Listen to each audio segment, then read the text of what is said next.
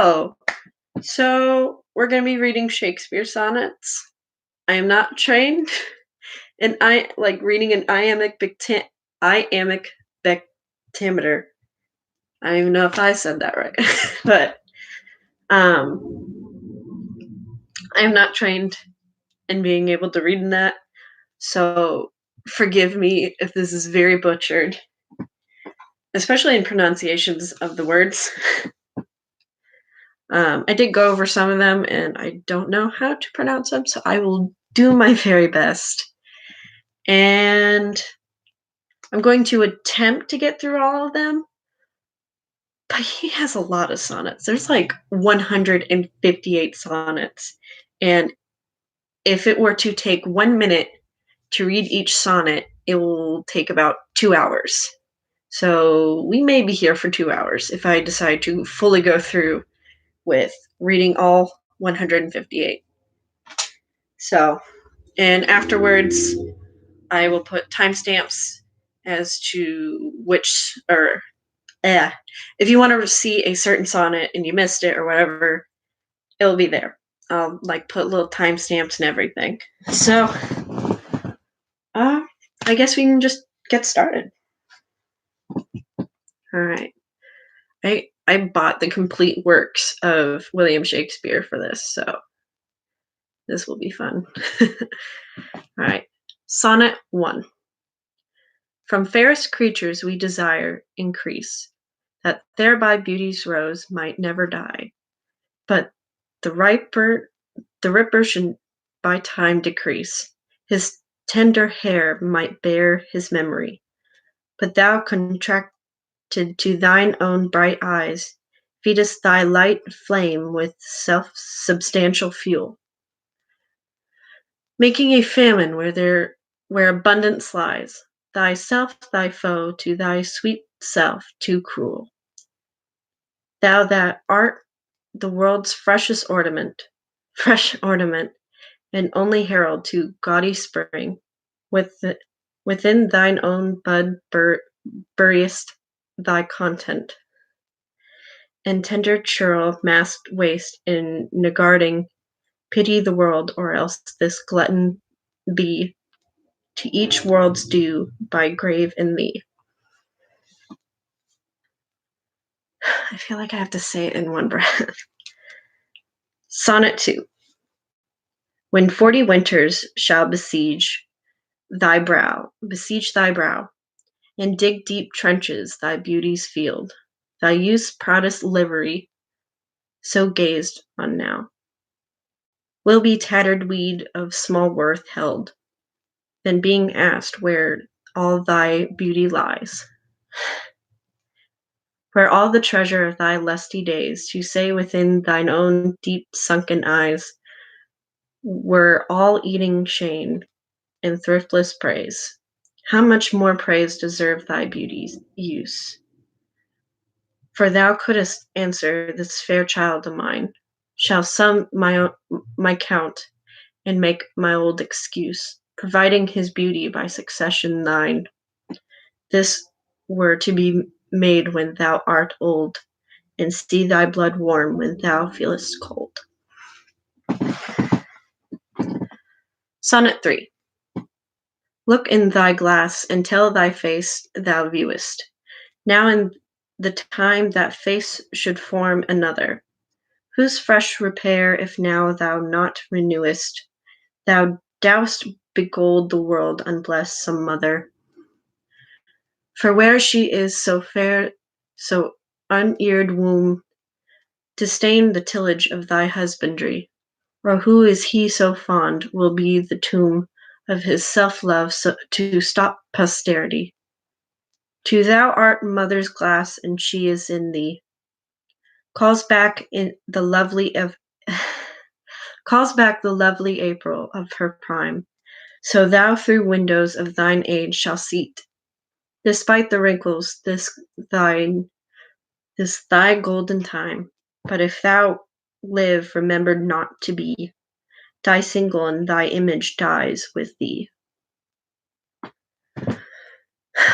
Sonnet 4. Unthrifty loveliness, why dost thou spend upon thy self upon thyself thy beauty's legacy.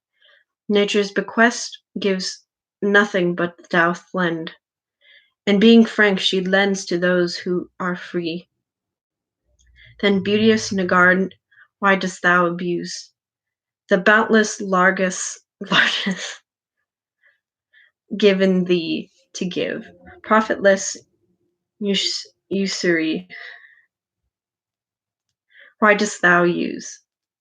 So great a sum of sums canst not live, yet canst not live, for having traffic with thyself alone.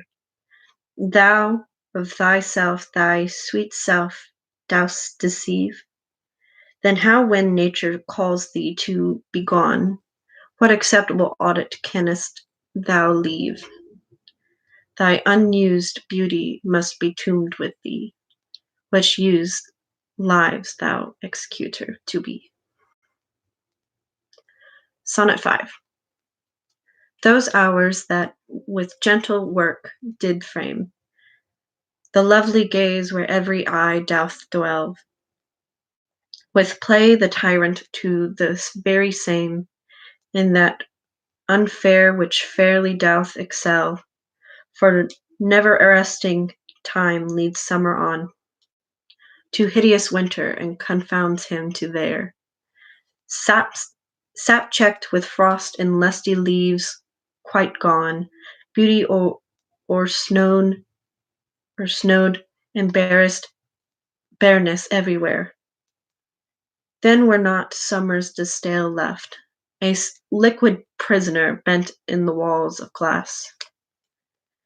Beauty's effort with beauty were bareth, nor no remembrance what it was, but flowers distilled, though they were with winter met. Least but their show, their substance still lives sweet. Sonnet 6. Then let not winter's ragged hand deface in thee thy summer's era thou be distill. Make sweet some vile treasure thou some place, with beauty's treasure ere it be self-killed, that use it not forbidden unsury, with happy those thou pays the willing loan. That's for thou self to breed another's thee, or 10 times happier to be, or 10 times happier, be it 10 for 1. 10 times thyself are happier than thou art. If 10 of thine 10 times refigure thee, then what could death do? Thou shouldst depart, leaving thee living in posterity. Be not self-willing, for thou art much too fair to death conquest and make worms thine hair. Sonnet 7.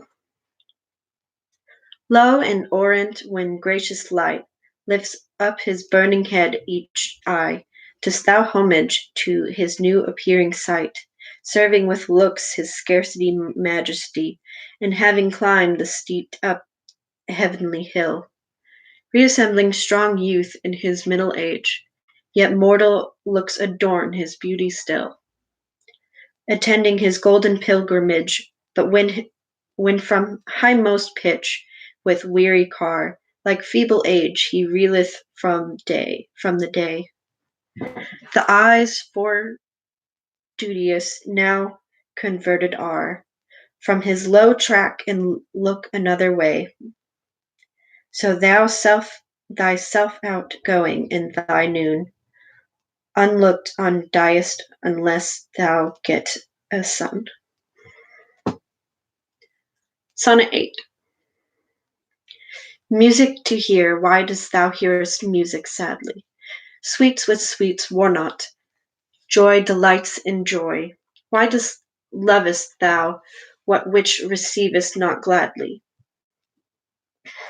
or else receivest with pleasure thy annoy. If thy true concord of well-tuned sounds, by unions married do often thine ear, they do but sweetly chime thee, who confounds. In singleness the parts of thou should bearest. Mark how one string of sweet husband to another strikes each and each ordering by mutual ordering, reassembling sire and children and happy mother, who all in one pleasing note do sing, whose speechless song, being many, seeming one, sing this to thee, thou single wilt prove none.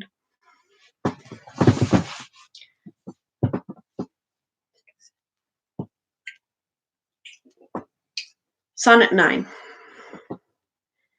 Is it for fear to wet a widow's eye that thou consumest thyself in single life?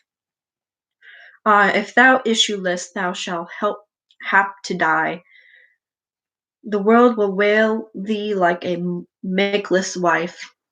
The world will be thy widow and still weep that thou no form of thee hast left behind, when every private widow well may keep by children's eye her husband's shape in mind.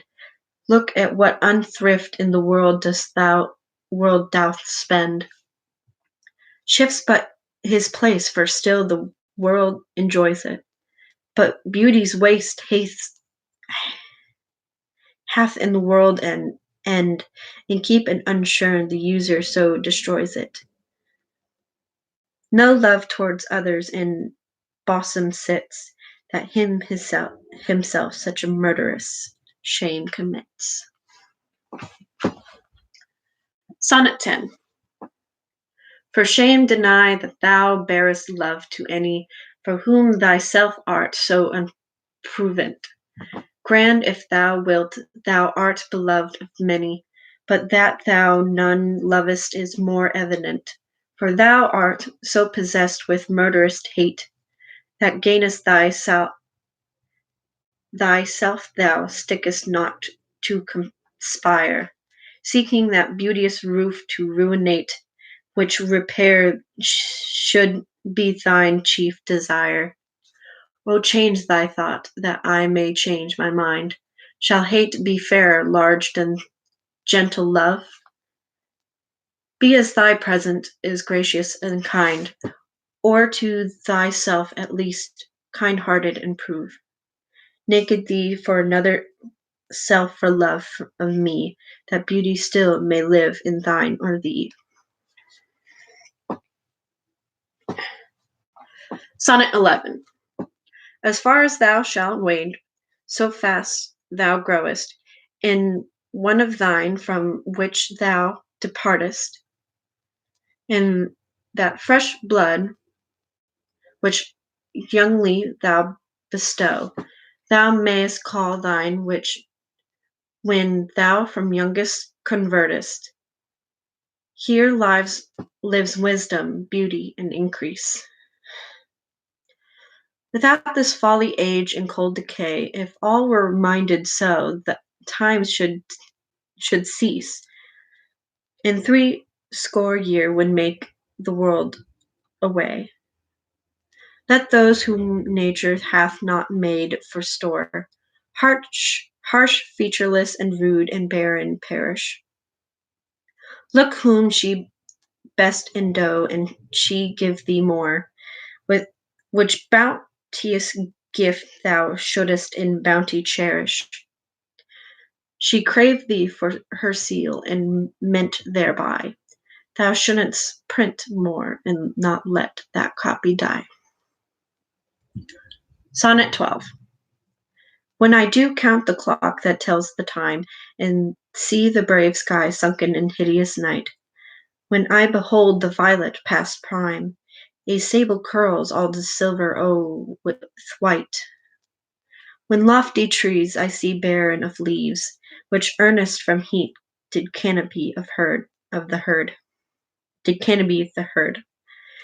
in summer's green all gridded up in sheaves, born on the bear with white and bristy beard, then of thy beauty do I question make, that thou among the waste of time must go, since sweets and beauties do themselves forsake, and die as fast as they see others grow, and nothing's gained time's scythe and can make defence, save breed to brave him, and when he takes thee hence. Sonnet 13. Oh, that you were yourself, but love you are. No longer yours than you yourself here live. Again this coming end you should prepare, a new sweet semblance to some other give. So should that beauty which you hold is in lease, from find no determination that you were yourself again, after yourself decease. When your sweet issue your sweet form should bear, who lets so fair a house fall to decay, which husbandry and honor might uphold against the stormy gust of winds a day, and barren rage of death's eternal cold? Oh, none but unthrifts, my dear, my love, you know. You had a father, let your son say so. Sonnet 14.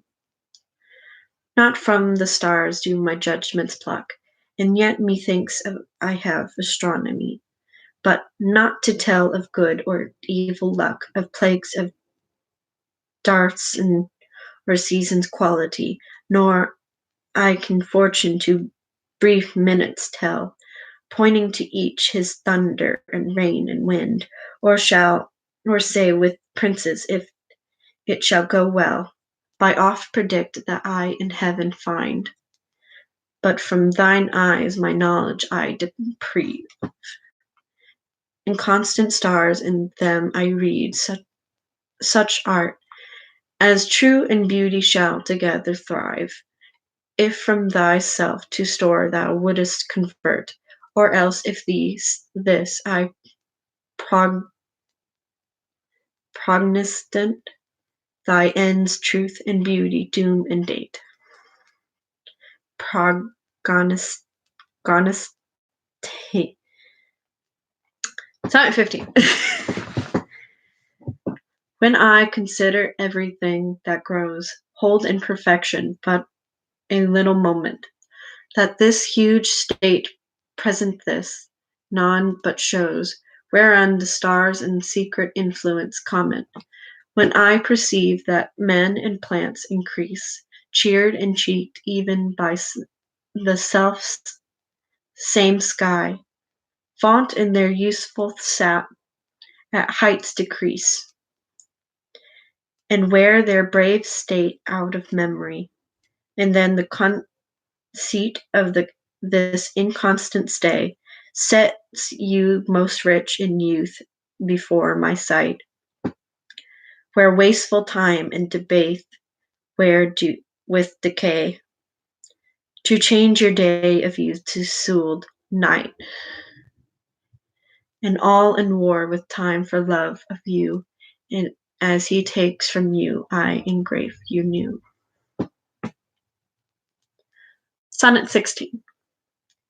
But wherefore do not you a mightier way make war upon this bloody tyrant time, and fortify yourself in decay with means more blessed than mine barren rhyme? Now stand you on top of happy hours, and many maiden gardens yet unset with virtuous wish would bear you living flowers, much likier than your painted counterfeit. So should the lines of life that life repair, which this time's pencil or my pupil pen, neither inward worth nor outward fair, can make you live yourself in eyes of men. To give away yourself, keep yourself still, and you must live drawn by your own sweet skill. Sonnet 17. Who will believe my verse in time to come, if it were filled with your most high deserts, thou and though yet heaven knows it is but as a tomb, which hides your life and shows not half your parts. If I could write the beauty of your eyes, and in fresh numbers number all your graces, the age to come would say this poet lies. Such heavenly touches near touch earthly faces. So should my papers, yellowed with their age, be scorned like old men of less truth than tongue. In your true rights be termed a poet's rage, in stretch a metre of antique song. But were some child of yours alive that time, you should live it twice, and in my rhyme. Sonnet 18. Shall I compare thee to a summer's day? Thou art more lovely and more temperate. Thou rough winds do shake the darling buds of May, and summer's lease hath all too short a date. Sometimes too hot the eye of heaven shines, and often his gold complexion dimmed, and every fair from fair sometime declines, by chance or nature changing course untrimmed. But thy eternal summer shall not fade, nor lose possession of that fair thou oust. Nor shall death brag thou wanderest in his shade, when in eternal light's due time thou growest. So long as men can breathe or eyes can see, so long lives this, and this gives life to thee. Sonnet 18. I just did a sonnet 18. Sonnet 19. Devouring time, blunt thou the lion's paws, and make the earth devour her own sweet brood. Pluck the keen teeth from the fierce tiger's jaw, and burn the long-lived phoenix in her blood. Make glad and sorry seasons as thou fleetest, and do whatever thou wilt. Swift-footed time, to the wind world and her fading sweets. But I forbid thee one most heinous crime. O carve not with thine hours my love's fair brow, nor drawn nor lines there with thine antique pen. Him in thy course untamed do allow, for beauty's pattern to succeeding men. Yet to thy worst old time, despite thy wrong, thy love shall in my verse ever live young. Sonnet 20. A woman's face with nature's own handprint. Hast thou the master's mistress of my passion? A woman's gentle heart not adequate with shifting change as is false woman's fashion. An eye more bright than theirs, less false than rolling, gliding the object whereupon it gazeth. A man in hue, all hues in his controlling, which steal men's eyes and women's soul amazeth. And for a woman wherewith thou first created, till nature as wrought in thee fell a doting, and by addiction of thee defeated, by adding one thing to my purpose, nothing. But since she pricked thee out for women's pleasure, nine by love and thy love's use their treasure. Sonnet 21. So it is not with me as with that amuse, stirred by painted beauty to his verse, whose heaven self for ornament doth use, and every fair with his fair doth rehearse, making a fulment of proud compare, with sun and moon, with earth and sea's rich gems, with April's first-born flowers and all things rare, that heaven's air in hue ronder hems.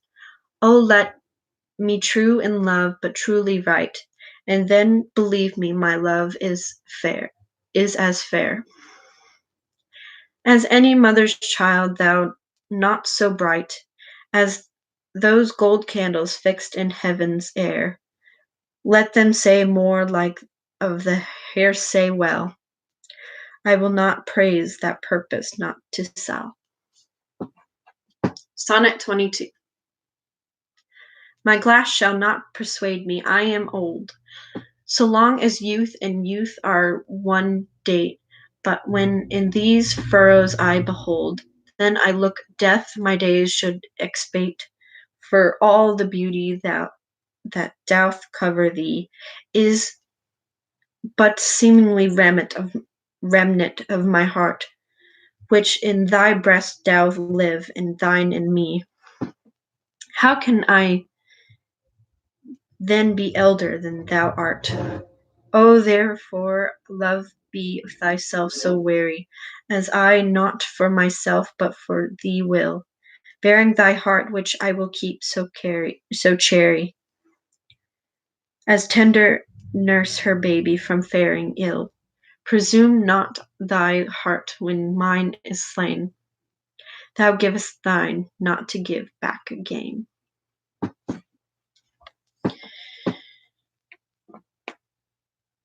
Just heard my back pop. Okay. Sonnet 23. As unperfect actor on the stage, who will his fear beside him? Put beside his part, or some fierce thing repellent with too much rage, whose strength abundance weakens his own heart. So I fear, trust, forget to say, the perfect ceremony of love's rite, and in mine own love's strength seem to decay. O charged with birth of mine own love's might, O let my looks be then the elegant and dumb presages of my speaking breast, who plead for love and look for recompense. More than that tongue that more hath more expressed, O learnt to read what silent love hath right. To hear with my eyes belongs to find what wit. Sonnet 24. Mine eye hath played the painter and hath stelled thy beauty's form and table of my heart. My body is in the frame wherein 'tis held, and perspective is best painter's art. For through the painter must you see his skill, to find where your true image picture lies, which in my blossom shop is hanging still, that hath his windows glazed with thine eyes. Now see what good turn eyes for eyes have done. Mine eyes have drawn thy shape, and thine for me are windows to my breast, where through the sun delights to peep to gaze therein on thee. Yet eyes this cunning want to grace their art. They draw but what they see, not the heart. Sonnet 25. Let those who are in favor with their stars of public honor and proud titles boast, whilst I whom fortune of such triumph bars, unlook for joy in that I honor most. Great princes favored their fair leaves spread, but as the marigold of the sun's eye, and in thyself their pride lies buried. For at frown they in their glory die, the painful warrior famous for fight, after thousands of victories once foiled, is from the book of honor raised quite, and all the rest forgot which he toiled.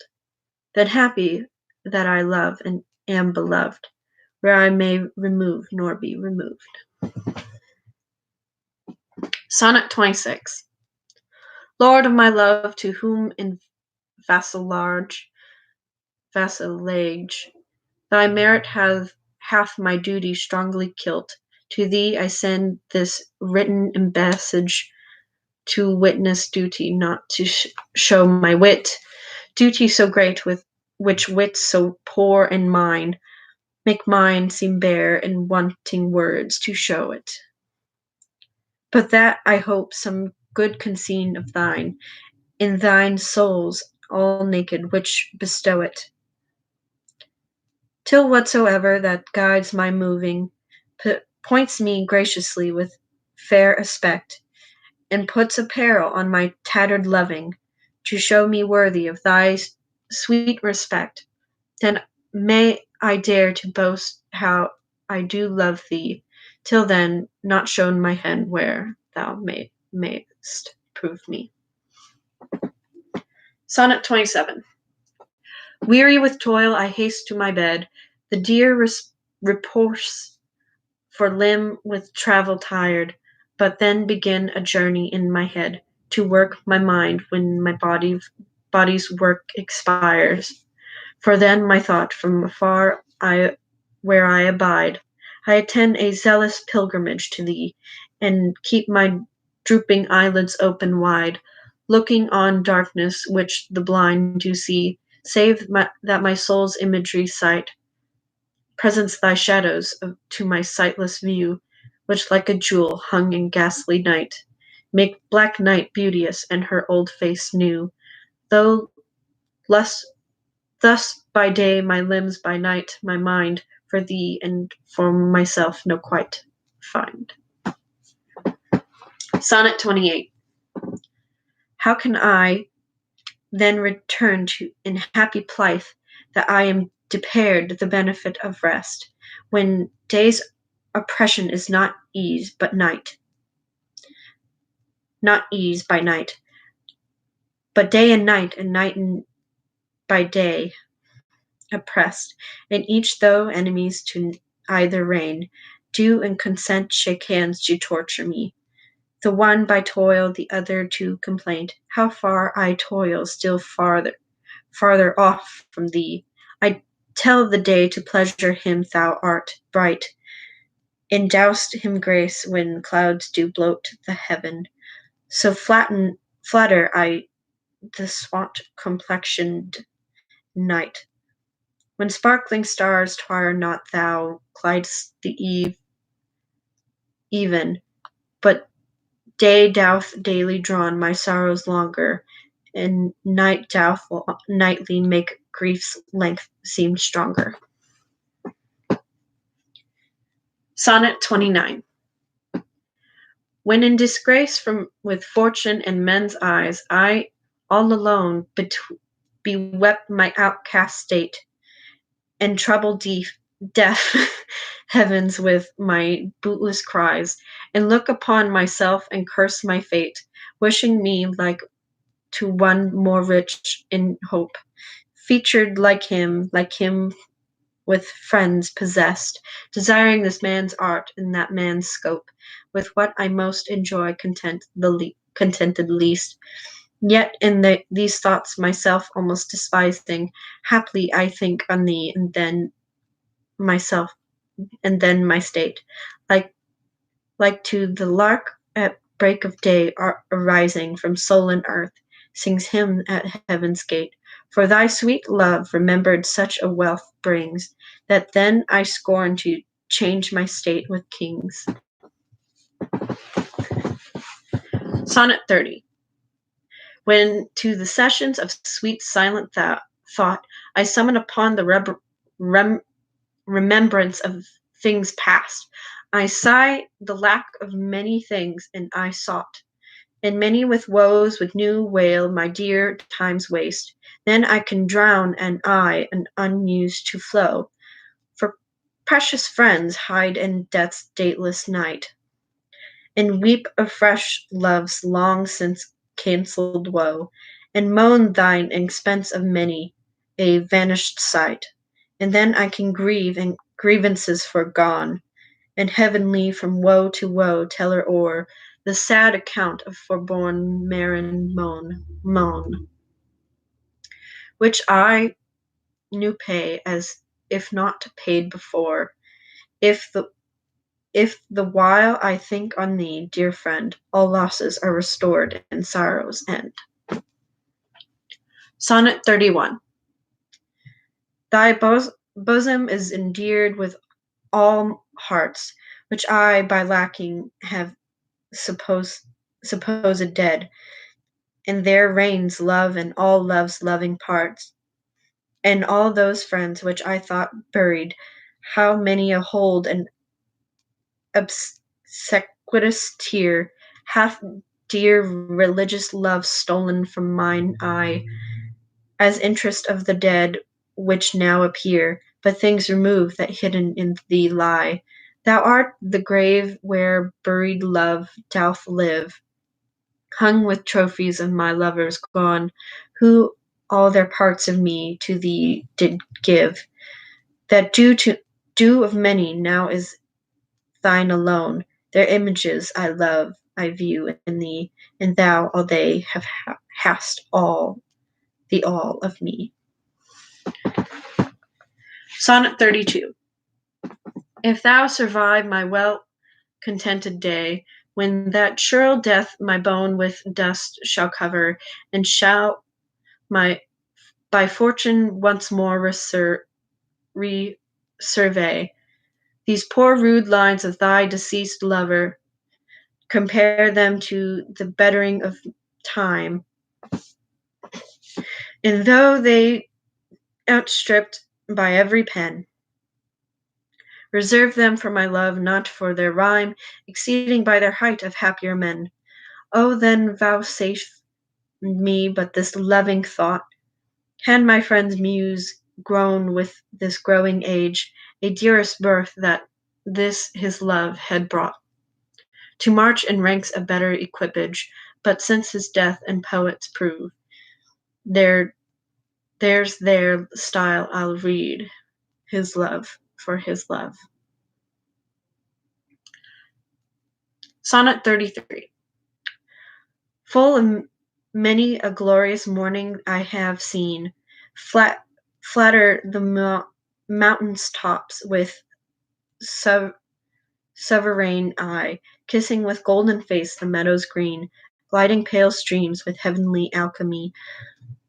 Anon permit the basest clouds to ride with ugly rack of his celestial face, and from the forlorn world his visage hide, stealing unseen to the west with his disgrace. Even so my sun one early morn did shine with all triumphant splendor on my brow, but one alack he was but 1 hour mine. The region cloud hath masked him from me now, yet for him my love no whit disdain. Sons of the world may stain, when heaven's sun stained. Sonnet 34. Why didst thou promise a beauteous day, and make me travel forth without my cloak, to let base clouds o'ertake me in my way, hiding in thy bravery and thy rotten smoke? 'Tis not enough that the cloud thou break, to dry the rain on my storm-beaten face, for man well of such a slave can speak, that heals the wound and cures not the disgrace, nor can thy shame give physique to my grief. Thou though repent, yet I have still the lost. Thy offender's sorrow lends but weak relief to him that bears the strong offense across. Ah, but those tears are pearl which thy love sheds, and they are rich and ransom all ill deeds. Sonnet 35. No more be grieved at which thou hast done. Roses have thorns and silver fountains mud. Clouds and eclipses stain both moon and sun, and loathsome canker lives in sweetest buds. All men make faults, and I even this. and even I in this, authorizing thy trespass with compare, myself corrupting, salving thy amiss, excusing thy sin more than thy sins are. For to thy sensual fault I bring in sense, thy adverse party and thy advocate, and against myself a lawful plea commence. Such a civil war is my love and hate, that I an ancestry must need be to that sweet thief which sourly robs from me. Sonnet 36.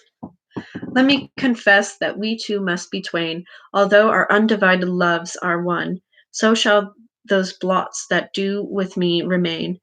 Without thy help, by me be born alone. In our two loves there is but one respect.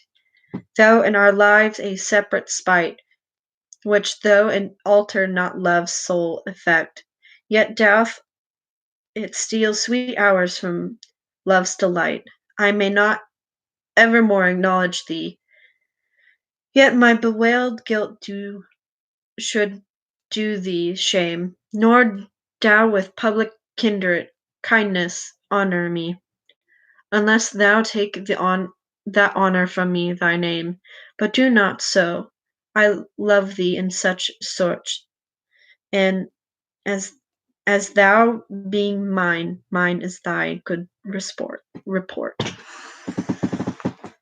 Sonnet 37.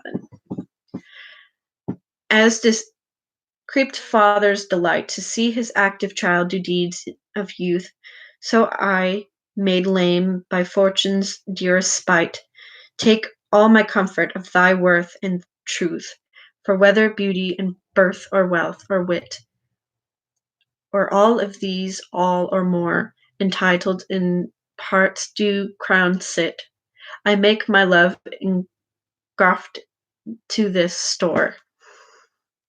So then I am not lame, poor, nor despised, from while that this shadow doth such substance give, that I in thy abundance am sufficed, and by a part of all thy glory live.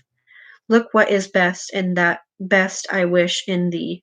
This wish I have, and then 10 times happy me. Sonnet 38. How can my muse, once subject to invent, while thou dost breath that pourest into my verse, thine own sweet argument to excellence, for ever vulgar paper to rehearse, O give thyself the thanks of aught in me, worthless pursued, stand against thy sight, for who's so dumb that cannot write to thee, when thou thyself dost give invention light? Be thou the 10th muse, 10 times more in worth than the old 9 which rhymers invocate, and he that calls on thee, let him bring forth eternal numbers to outlive long date. If my slight muse do please these curious days, the pain be mine, but thine shall be the praise. Sonnet 39. Oh, how thy worth with manners may I sing, where thou art all better part of me. What can mine own appraise to be mine own self bring? And what is but mine own when I praise thee? Even for this let us divided live, and our dear love lost name of single one, that by this separation I may give that due to thee which thou deservest alone. O absent, what torment wouldst thou prove, were it not thy sour leisure gave sweet leave to entertain the time with thoughts of love, which time and thought so sweetly doth deceive, in that doth teaches how to make one twain, by praising him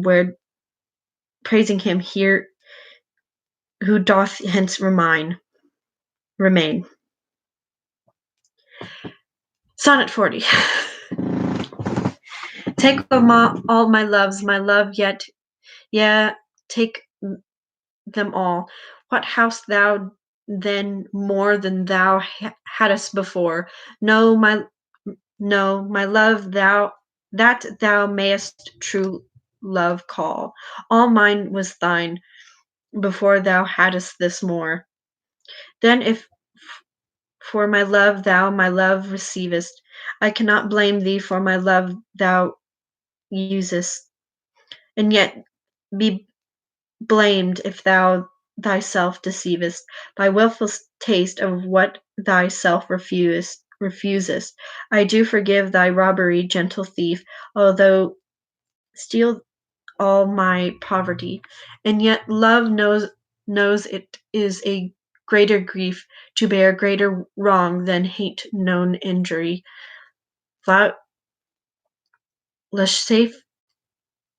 Lascivious grace, in whom all ill will shows. Kill me with spites, yet we must not be foes. Sonnet 41. Those pretty wrongs that liberty commits, when I sometimes absent from thy heart, thy beauty in thy ears full well benefits. For still temptation follows where thou art. Gentle thou art, and thou art therefore be one. Beauteous thou art, therefore be assailed. And sorry. And when a woman woos, what woman's son will sourly leave her till he has prevailed? I me, yet thou mightest my seat forbear, and chine thy beauty and thy straying youth, who lend in thee their riot even more there, where thou art forced to break a twofold truth, hers by thy beauty tempting her to thee, thine by beauty being false to me. Sonnet 42. That thou haste it is not all my grief, and yet it may be said I love her dearly. That she hath thee is of my wailing chief, as love in that touches me more nearly. Loving offenders thus I will excuse thee. Thou dost love her, but because thou knowest I love her, and for my sake, even though doth she abuse me, sufferin my friend for my sake to approve her. If I lose thee, my loss is my love's gain. In losing her, my friend's hath found that loss. Both find each other, and I lose both twain. And both a cross for my sake lay upon this cross. But here's the joy, my friend and I are one. Sweet flattery that she loves but me alone. Sonnet 43. When most I wink, then do mine eyes best see. For all the days they view things unrespected, but when I sleep in dreams, they look on thee, a darkly bright, and are bright and dark directed. Then thou whose shadows doth make bright, how would thy shadows form happy show to the clear day which thy much clearer light, when to unseeing eyes thy shades shine so?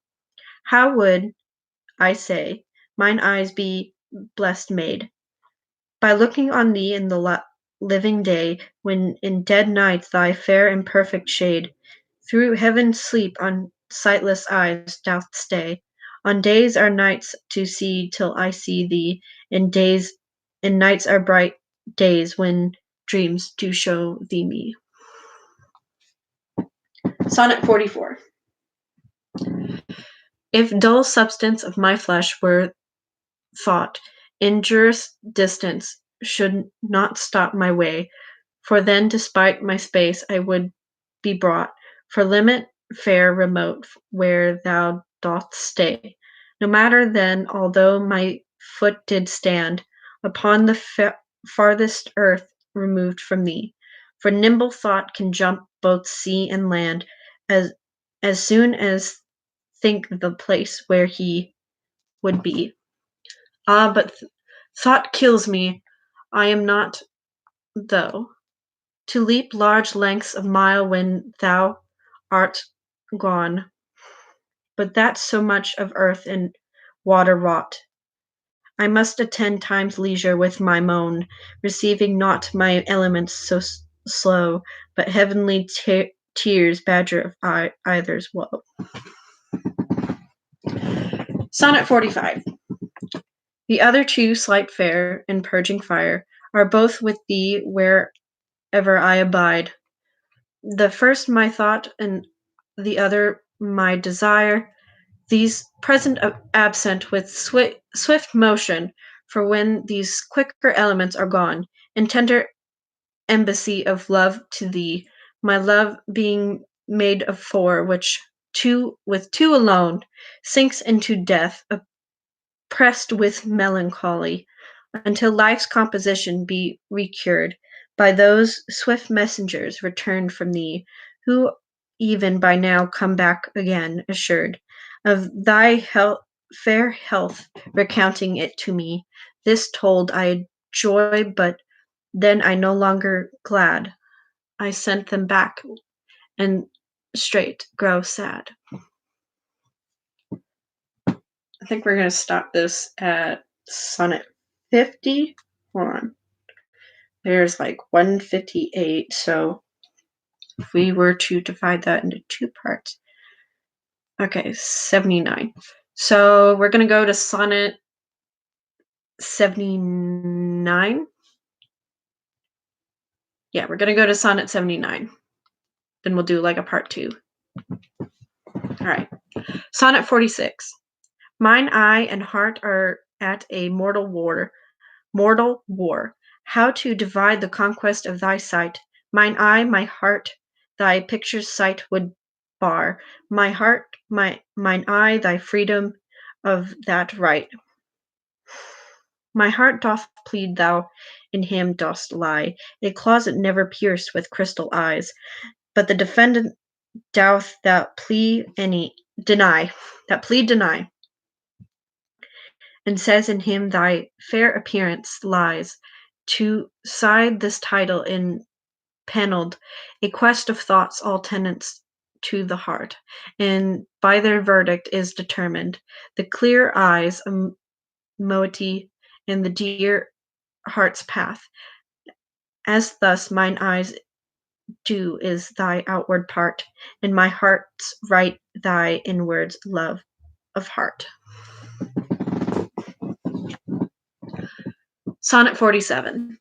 Betwixt mine eye and heart a league is took, and each doth good turn now unto the other. When that mine eye is famished for a look, or my heart in love with sighs of himself doth smother, with my love's picture then my eyes doth feast, and to the painted banquet bids my heart. Another time mine eyes is my heart's guest, and in his thoughts of love doth share a part. So either by picture or my love, thou myself aware art present still with me. For thou not farther than my thought canst move, and I am still with them, and they with thee. Or if they sleep, thy picture me, my sight. Thy picture in my sight, awaken my heart to heart's and eyes' delight. Sonnet 48. How careful was I when I took my way, each trifled under truest bars to thrust, that to use it might unused stay from hands of falsehood in sure wards of trust. But thou to whom my jewels trifled are, most worthy comfort now my greatest grief, thou best of dearest and mine only care. Art left the prey of every vulgar thief. Thee have I not locked up in every chest. Save for when thou art not, though I feel thou art within the gentle closure of my breast, from whence at pleasure thou mayest come apart, and even hence thou wilt be stolen, I fear, for truth proves thee was for a prize so dear. Sonnet 49. Against that time, if ever that time come again, when I shall see thee frown on mine defects, when as thy love hath cast his utmost sum, called to that audit by advised respects, against that time when thou shalt strangely pass, and scarcely greet me with the sun thine eye, when love converted from the thing it was, shall reasons from settled gravity, against that time I do enscone me here. Within the knowledge of my own desert in this my hand against myself appear, to guard the lawful reasons on thy part, to leave poor me thou hast strength of laws, since why to love I can allege no cause. Sonnet 50. How heavy do I journey on the way, when what I seek, my weary travels end, doth teach me that case and at repose to say, thus the miles are measured from thy friend. Thy beast that bears me, tired with my woe, plods dully to bear that weight in me, as if by some instinct that wretch did know, his rider love not speed made from thee. A blood spur cannot provoke him, that sometimes anger thrusts into his hide, when heavily he answers with a groan, more sharp to me than spurring to his side, for the same groan that doth put this in mine mind, my grief lies onward and my joy behind.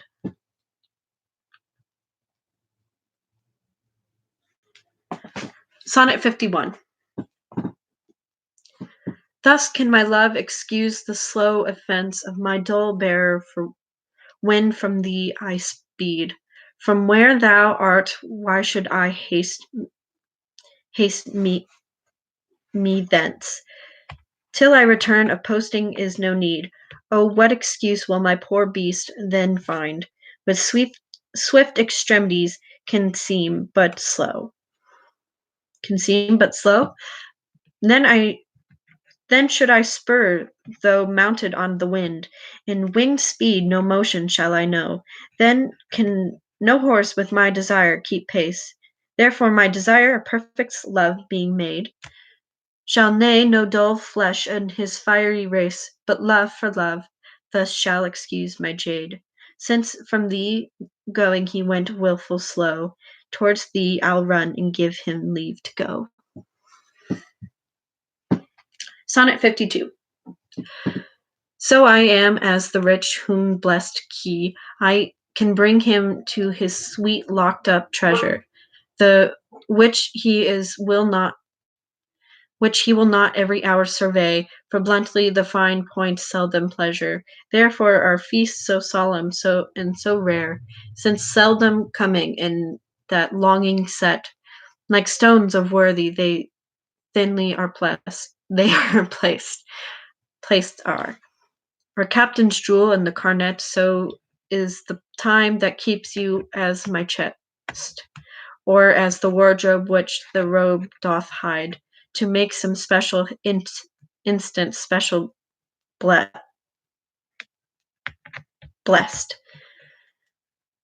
By new unfolding his imprisoned pride, blessed are you whose worthiness gives scope, being had to triumph, being lacked to hope. Sonnet 53. What is your substance, whereof are you made, that millions of strange shadows on your on you tend, since everyone hath everyone one shade, and you but one can every shadow lend, despite Adonis in the counterfeit, is poorly intimidated after you on Helen's cheek all art of beauty set, and yet you in Grecian tires are painted new, speak of the spring and foist of the year. One doth shadow of your beauty shows, the other of your bounty doth appear. In you in every blessed shape we know, in external grace you have some part, but you like none of you are for constant heart. Sonnet 54.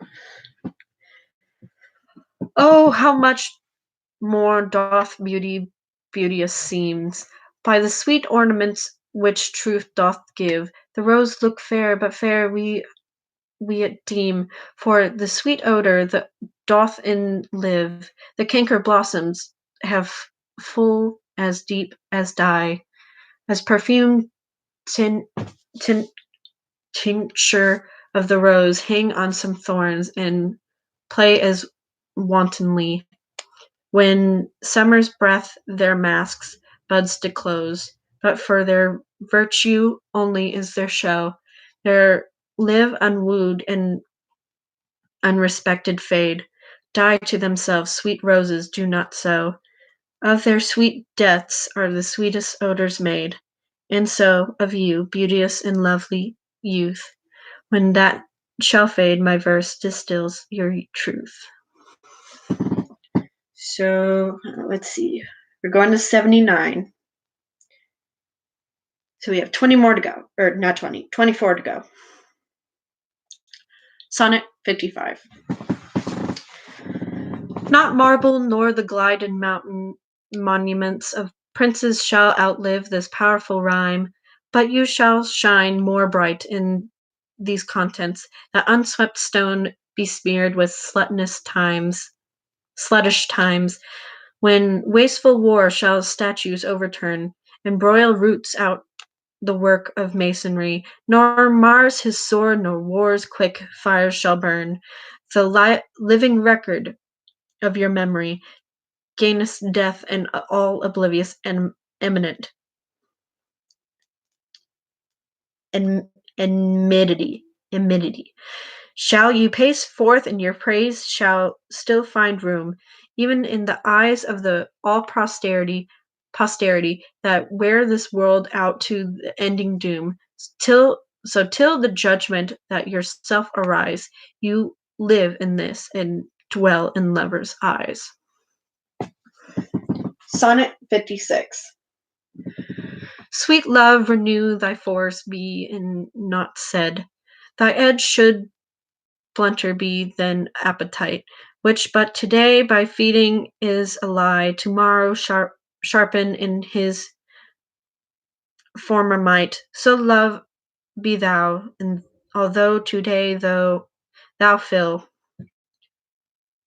thy hungry eyes, even till they wink with fullness, tomorrow see again and do not kill the spirit of love with perpetual dullness.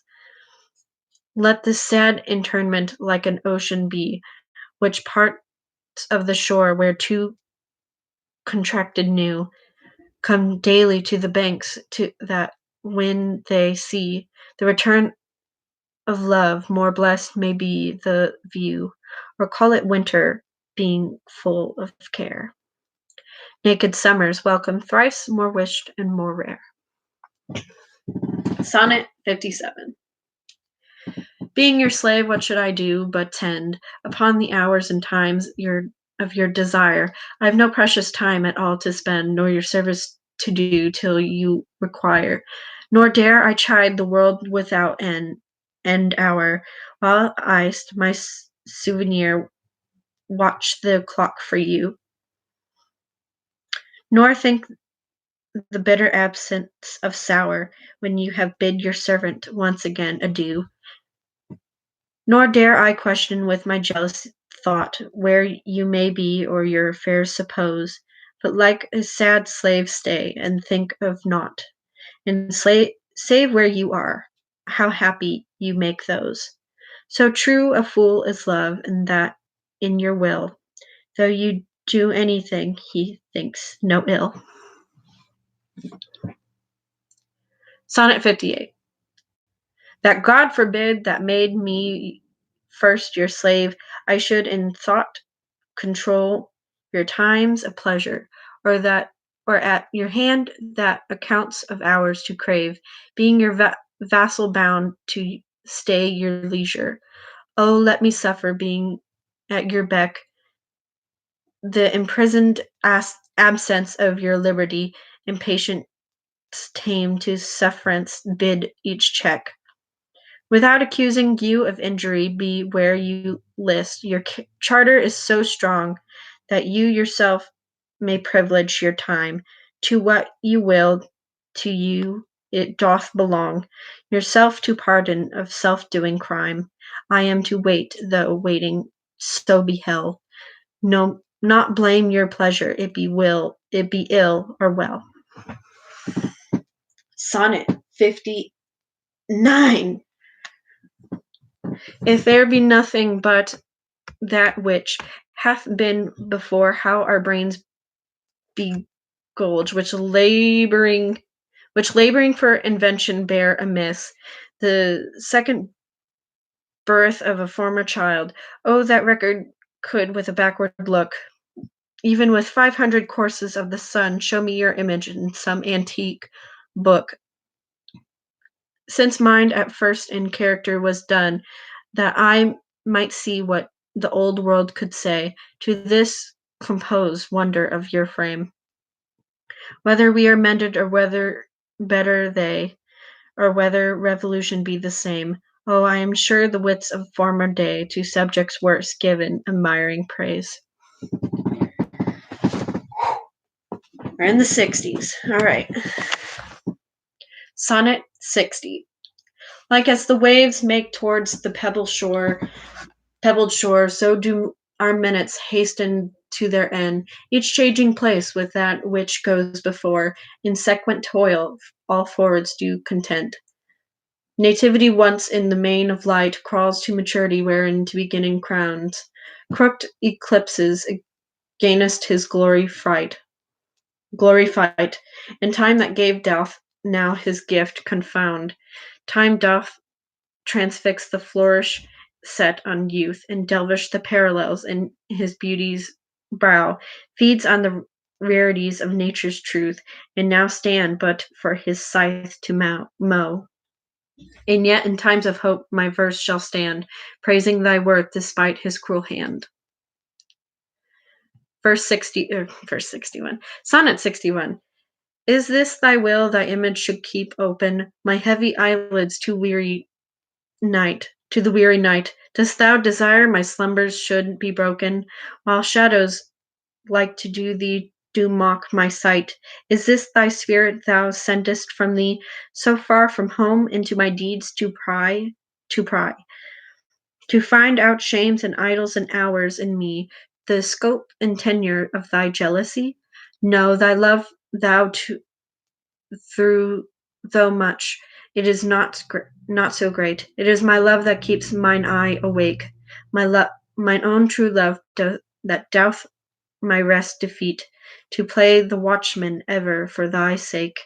For thee I watch, and whilst thou dost wake elsewhere, from me far away with all the others too near. Sonnet 61. Sin of self-love possesses all mine eye, all of my love and all my every part. And for this sin there is no remedy. It is so grounded inward in my heart. Methinks no face so gracious as mine, no shape of so true, no truth, such account. And for myself my own worth do define, as I all others in all worths surmount. When my Glass shows me myself indeed, beaten and chopped with tanned antiquity. My own self-love, quite contraire, I read. So self-loving, inquieting, antiquity, inquintity. 'Tis thee myself that for myself I praise, painting my age with beauty of thy days. Sonnet 63. Against my love be as I am now, with time's injurious hand crushed and o'erwarned, when hours have drained his blood and filled his brow with lines and wrinkles with his youthful morn, hast thou travelled on age's steepy night, and all those beauty whereof now he's king, are vanishing or vanished out of sight, stealing away the treasure his of his spring. For a time I do fortify against confounding age cruel knife, that he shall never cut from memory my sweet love's beauty, though my lover's life. His beauty shall in these black lines be seen, and they shall live, and he in them still green. Sonnet 64. Ugh. When I have seen by time's fell hands defaced the rich proud cost of outward buried age, when sometime lofty towers I see down raised, and praise eternal slave to mortal rage, when I have seen the hungry ocean gain advantage on the kingdom of this shore, and the firm soil win of the watery main, increasing store with loss and loss of with store.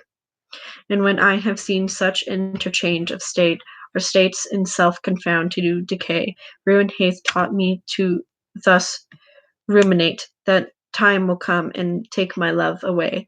This thought is as death which cannot choose, but we weep in that which it fears to lose. Sonnet 65. Since brass nor store nor earth nor boundless sea, but a sad mortality o'ersees the power, how with this rage shall beauty hold a plea, whose action is no stronger than a flower? Oh, shall summer's honey breath hold out against the wrackful siege of battering days, when rocks impregnable are not so stout, nor gates of steel so strong but time decays, or fearful meditation where alike such times best jewel from time's chest lie hid, or when strong hand can hold his swift foot back, or who his spoil of beauty can forbid, or none unless this miracle have might, that in the black ink my love may still shine bright. Sonnet 66. Computer is on low battery. Hold on. Ugh. Having second thoughts and creating timestamps.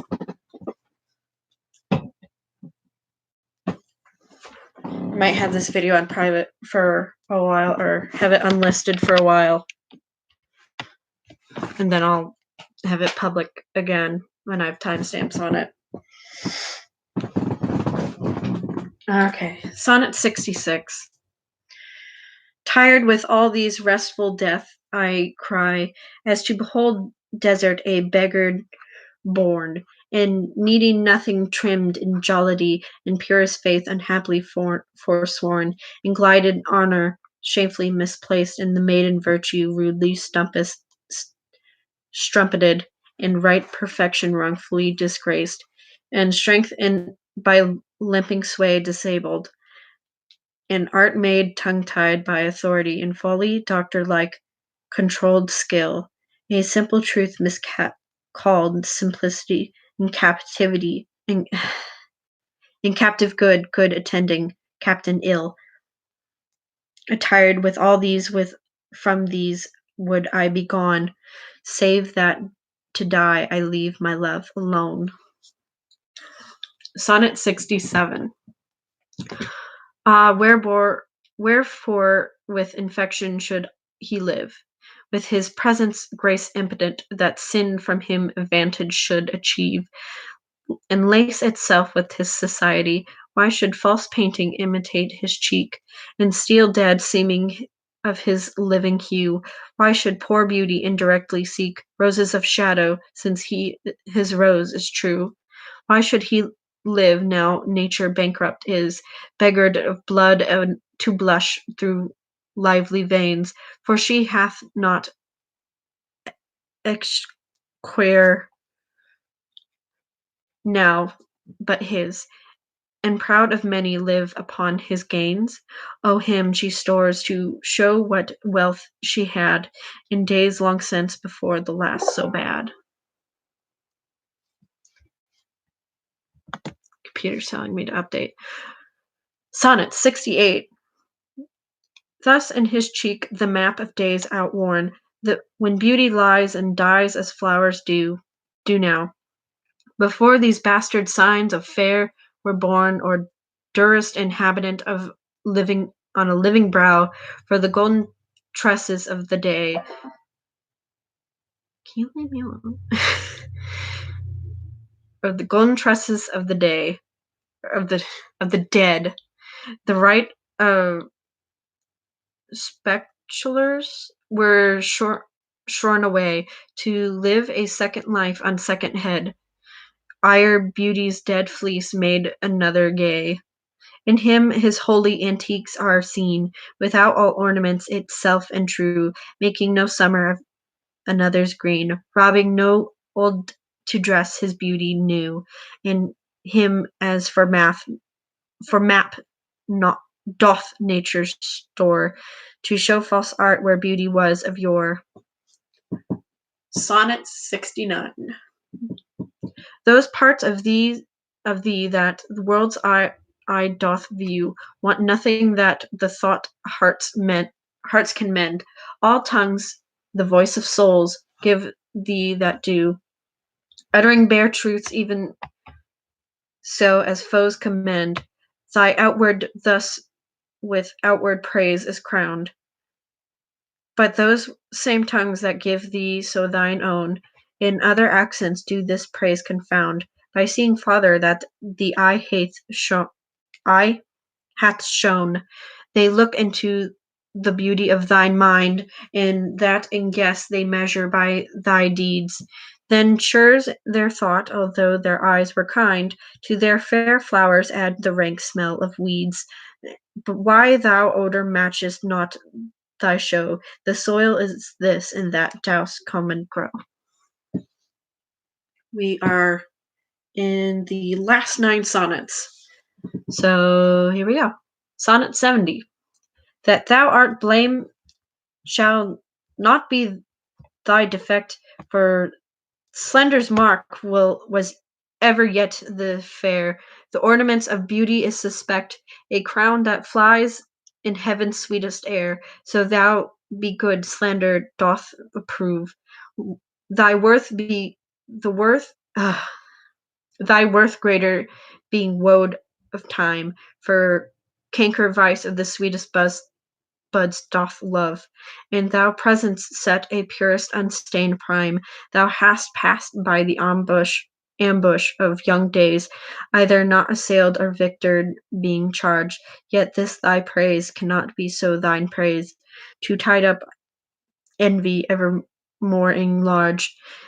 If someone suspect of ill mask not thy show, then thou alone kingdoms of hearts shouldest owe. Sonnet 71. No longer mourn for me when I am dead, then you shall hear this surely sullen bell, given warning to the world that I am fled from the vile world with vilest worms to dwell. Nay, if you read this line, remember not the hand that write it, for I love you so, that I in your sweet thoughts would be forgot. If thinking on me then should make you woe, or, I say, you look upon this verse when I, perhaps, compounded am with clay, do not so much as my poor name rehearse, but let your love even with my life decay. Least the wise world should look into your moan and mock you with me after I am gone. Sonnet 72. Oh, least the world should you take to recite, when what merit lived in me that you should love. After my death, dear love, forget me quite.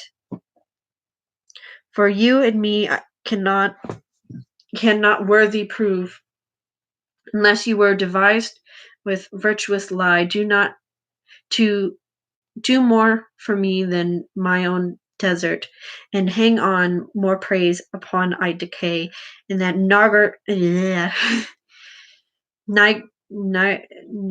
truth that would willingly impart, or let least your true love may seem false in this, that you for love speak well of me untrue. My name be buried where my love is, and my love and live no more to shame nor me nor you, for I am shamed by which I am bring forth, and so should you to love things nothing worth. Nothing worth.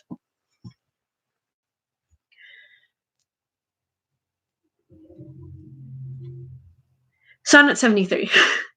That time of the year thou mayest in me behold, when yellow leaves or none or few do hang upon those broadwood which shake against the cold, bare ruined choirs where the late birds sing, and me that thou dost seest the twilight of such day, as after sunset fadeth in the west, by which and by black night doth taken away, death's second self that seals up all in rest. In me thou dost seest the glowest of such fire, and that on the ashes of his youth doth lie, as the deathbed whereon it must expire, consumed with what was nourished by. This thou perceivest, which thy love more strong, to love that well to thou must leave ere long, not Aragon.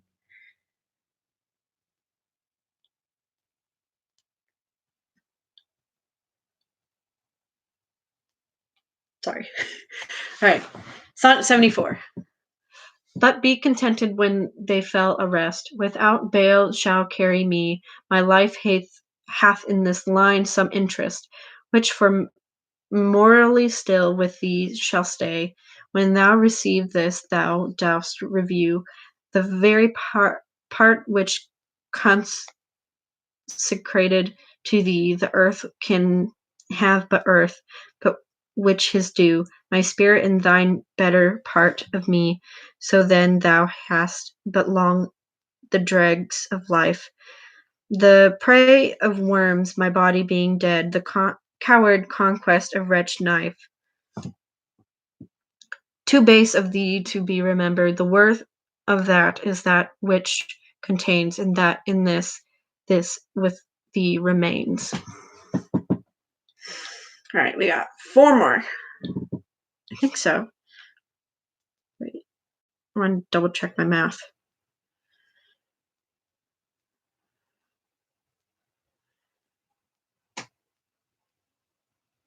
It's 158, right?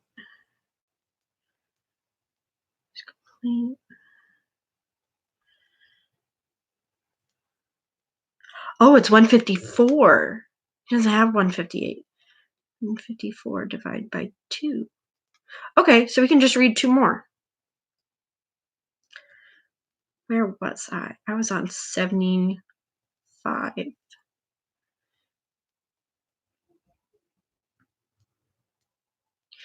Sorry, I gotta find it again. I should have bookmarked it before I double checked. Just want 75.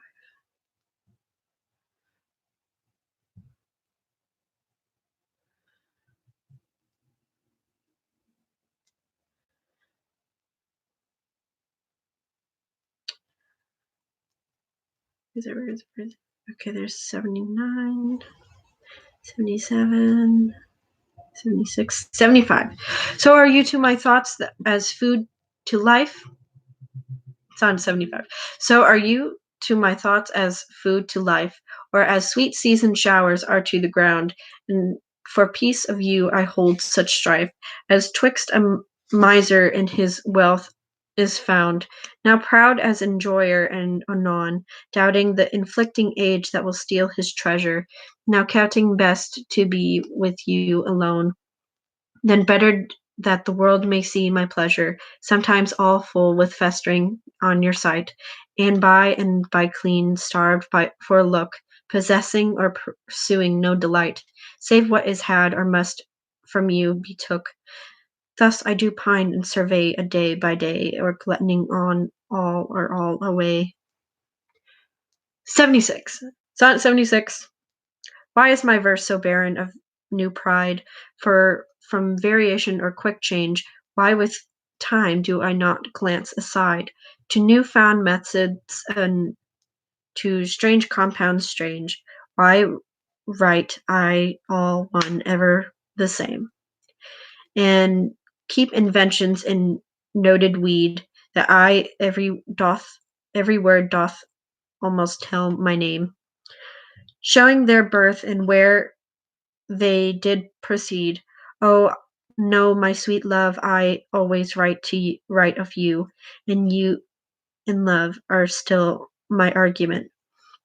So all my best is dressing old words new, spending again what is already spent, for the sun is daily new and old.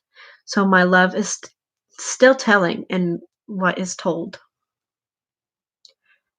Last sonnet of the day, Sonnet 77. Thy glass will show thee how thy beauties wear, thy dial how thy precious minutes waste. These vacant leaves thy mind's imprint will bear, and of this book this learning mayest thou, the wrinkles which thy glass will truly show, of modern graves which of mouth's graves will grieve thee memory, thou by dial's shady stealth mayest know time's thievish progress to eternity. Look what thy memory cannot contain. Commit to these waste blanks, and thou shalt find those children nursed delivered from thy brain, to take a new adequance of thy mind. These offices so oft with thou wilt look shall profit thee and much enrich that book. Thank you all so much for watching. I know I said I will put timestamps, but if you look at the time, it is 1 hour and 30 minutes. And I may go back and put in timestamps, but I'm not going to put in timestamps right away because I am very tired now. Anyways, thank you guys so much for watching. Be on the lookout for part 2. I don't know when I'm going to do that yet, but I will at some point do that. Anyways, be sure to comment, like, and subscribe, and I'll see you guys in the next video. This is Katie Ross, signing off.